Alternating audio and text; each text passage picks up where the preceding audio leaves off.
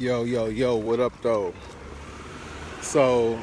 This is the first part of my series of answering these questions to kind of help people come up with solutions.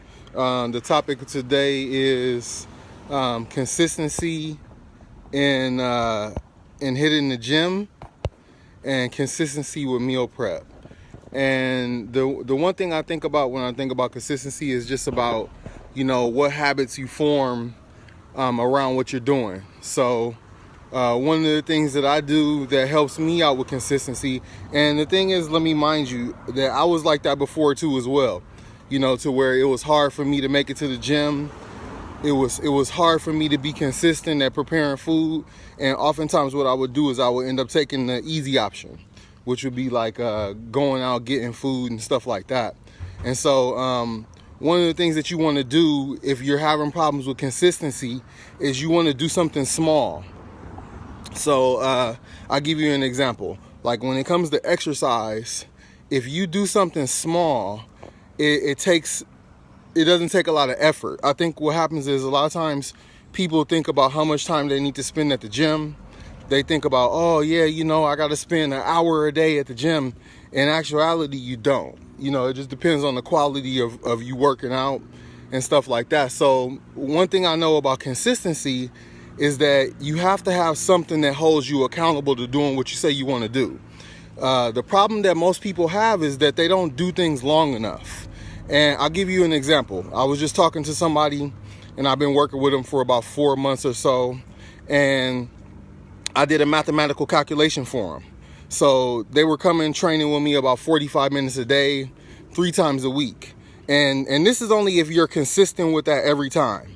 So if we add that up, it's really only about like 27 hours. That's for a 3-month period. So they say it takes 21 days to form a new habit, right? So that means that's 21 days of 24 hours total. So if you've only been working out 3 times a week for, let's even say, an hour, you know what I mean? Like, that's not a lot of time. And I think what happens is people look at the months and they're like, hey, I've been exercising for this amount of time. I've been exercising for 3 months. So that's enough for me to keep the habit going on my own. And one thing I notice about when people do that is they do it for a minute. The first 2 weeks, they're good, exercising, being consistent. And then after that, what happens is they fall off. And the reason why is because, number one, you don't have nothing holding you accountable. You know what I mean? Like, once you remove that accountability, it becomes harder to do it on your own if it's not already inside of you. And so it's kind of like motivation. And I'll talk about that in another video. But you got 2 types of motivation. You got external motivation and you got intrinsic motivation. Intrinsic motivation are those people who could get up and they can go to the gym and they don't need anybody to push them to get them to do that. You know what I mean? Those are the 2 types of motivations that you have. And sometimes you just got to be honest with yourself. If you're not an intrinsically motivated person, then you might need some help, And so the action step that I could say, if you're trying to be consistent in exercising and going to the gym, is to do something for 5 minutes every day. So one routine that I was doing when I was getting myself back in the grind is I would do 20 push-ups, 20 sit-ups, and 20 squats. And I would do that every morning.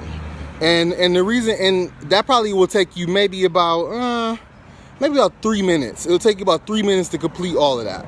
And the reason why you want to do it is for the consistency purpose. Because the more that you do it, the more of a habit that it'll become. Now remember, of course, if you're doing 2 minutes a day, it's going to take you definitely longer to get to that period of time where you're super duper consistent, but at least it's something. You know what I mean? And in my mind, something is always better than nothing.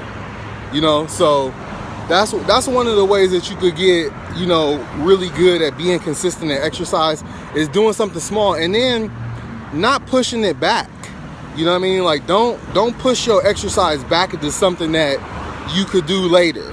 Because the moment that you tell yourself that you're going to do it later is the moment that you don't do it later. You know what I mean? And so I think that's what I noticed that's really big amongst a lot of people is they always are like, oh, if I got time. you know, and at the end of the day, you have to make time. This is your body. You only got one of them, you know, so make sure that you make time for that. Now, as far as consistency and meal prepping, one of the things that I do is the reason why I even started doing the meal prep was to hold myself accountable. So now I got other people that are holding me accountable to what I say that I want to do. And I keep it real with you. Accountability is the secret sauce. You know what I mean? Like, if you don't have accountability, the chances of you becoming successful or whatever you want to do drastically decrease. Oh, you like the hoodie? But you know what I'm saying? So I think that's the biggest thing. This was in response to a question that I got on my post, where I was just trying to come up with ways to help people out.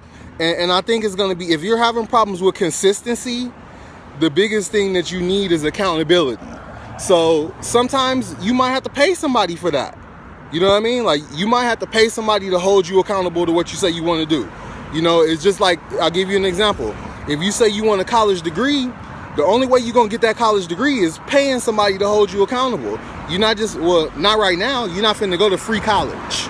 And people don't respect things that they don't pay for. Like, let's just be honest. You know, if a person got to pay for something, they usually take it a little serious, more if it's something for free. So your buddy just saying, oh yeah, I want to work out and I want to do meal prep, that's not a reliable source. You need to get somebody whose job it is to hold you accountable. And the reason why I say that is because you know they're going to be consistent. And consistency is what you need. You know what I mean? Consistency is what you need to become successful. And if you don't have consistency, the chances of you being successful drastically decrease. So that's my little solution on how to how to be more accountable for meal prep, how to be more accountable for exercising. And I hope that helped you out a little bit, you know.